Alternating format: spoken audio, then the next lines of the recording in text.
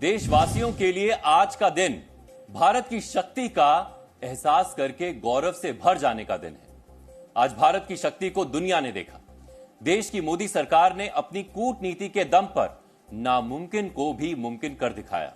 और ये हम नहीं कह रहे हैं, बल्कि ये वो लोग कह रहे हैं जिन्हें आज से कुछ महीने पहले किसी दूसरे देश में फांसी की सजा सुना दी गई थी। आपको याद होगा कि हमने अपने शो डीएनए में सबसे पहले कतर में फांसी की सजा पाए 8 पूर्व भारतीय नौसैनिकों की खबर दिखाई थी, जिन्हें तथाकथित जासूसी के एक आरोप में कतर में 30 अगस्त 2022 को गिरफ्तार किया गया था और एक तरफा कार्रवाई करते हुए उन्हें फांसी की सजा सुना दी गई थी। उस वक्त देश के कुछ लोगों ने पूर्व भारतीय नौसैनिकों को सुनाई गई सजा को लेकर प्रधानमंत्री नरेंद्र मोदी और भारत सरकार पर कुछ ना करने का आरोप लगाते हुए कटाक्ष किए थे। तब यही कहा जा रहा था कि भारत सरकार वैश्विक कूटनीति में कमजोर है, वो अपनी सेना के पूर्व सैनिकों को नहीं बचा पाई।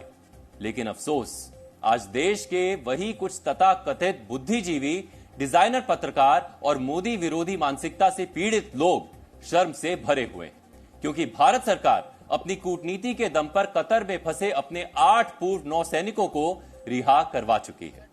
8 पूर्व नौसैनिकों में से 7 तो आज सुबह भारत लौट भी आए हैं, जबकि एक जल्द ही भारत वापस आ जाएंगे।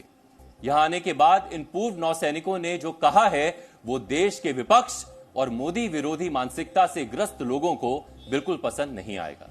बहुत खुशी हो रही है कि वापस इंडिया पहुंच गए हम safe and sound.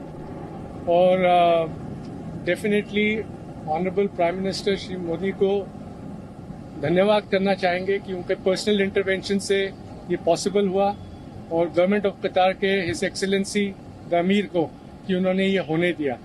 Without the intervention of Prime Minister Modi, it wouldn't be. आज हम आपके सामने खड़े नहीं हो रहे होते अगर इंटरवेंशन नहीं होता at that level, highest level. And specially government of India, उनके अथक प्रयास से कि वो कंसिस्टेंटली लगे रहे and we are there in front of. ये कहना चाहेंगे कि ये वाले दिन का हम बहुत दिनों से वेट कर रहे थे, और प्राइम मिनिस्टर मोदी और उनका पर्सनल इंटरवेंशन, उनका इंटरेक्शन, और एक और मौका लेना चाहता हूं कि थैंक करूंगा अमीर को कतर के, जिनके उनके इंटरेक्शन के कारण आज हम यहां खड़े हैं, जिस दिन का हमें बहुत बेसब्री से इंतजार।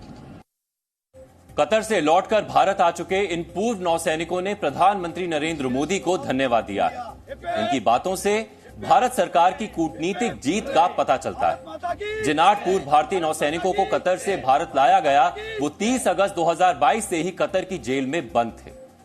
ये लोग अल धैरा ग्लोबल नाम की एक सिक्योरिटी एजेंसी में काम करते थे। ये कंपनी कतर की नौसेना के लिए विशेष सबमरीन प्रोग्राम से जुड़ी थी। कतर ने इस कंपनी को बंद करने का आदेश देकर 75 में से 8 भारतीयों को रोक लिया था। ये सभी भारतीय नौसेना के पूर्व अधिकारी थे। आरोप ये लगाए जा रहे थे कि सबमरीन प्रोग्राम से जुड़ी जानकारी इजराइल को भेजी गई, लेकिन आधिकारिक रूप से कभी कुछ नहीं कहा गया।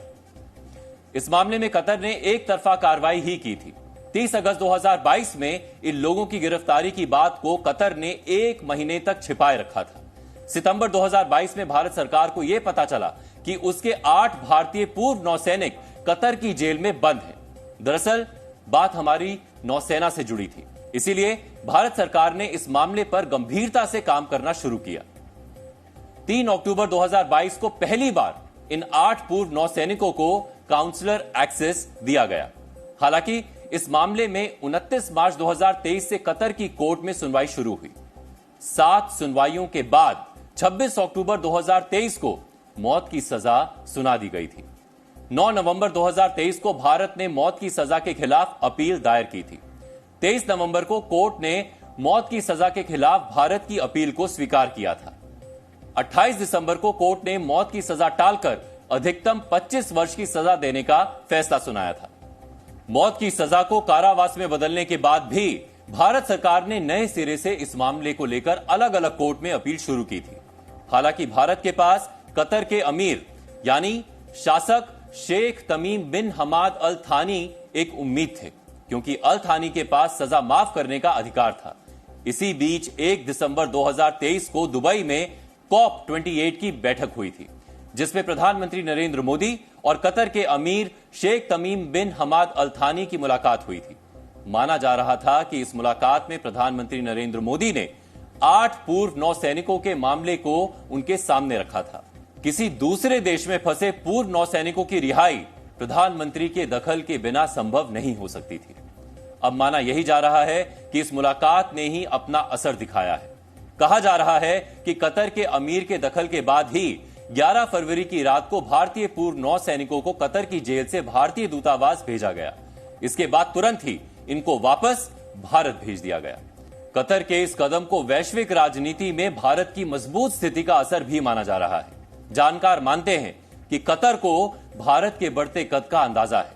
शायद इसी वजह से वो भारत से अपने रिश्ते खराब नहीं करना चाहता है। ये बहुत बड़ी डिप्लोमेटिक विक्ट्री है फॉरेन मिनिस्ट्री की, भारत की। जब से ये खबर बाहर आई थी तब से लगातार फॉरेन मिनिस्ट्री बहुत एक्टिव थी।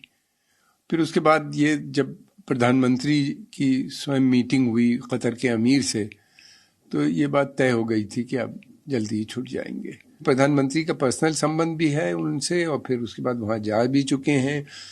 हमारे मिलिट्री टाइज भी हैं, उनके साथ जॉइंट एक्सरसाइजेस भी हुई हैं। और फिर ये है कि वहाँ भारत की नेवी भी विजिट करेगी, वहाँ के ऊपर करती है। तो इस तरह से मल्टीपल रिलेशन है, ट्रेड और कॉमर्स के अलावा हमारे उनके साथ जो संबंध है।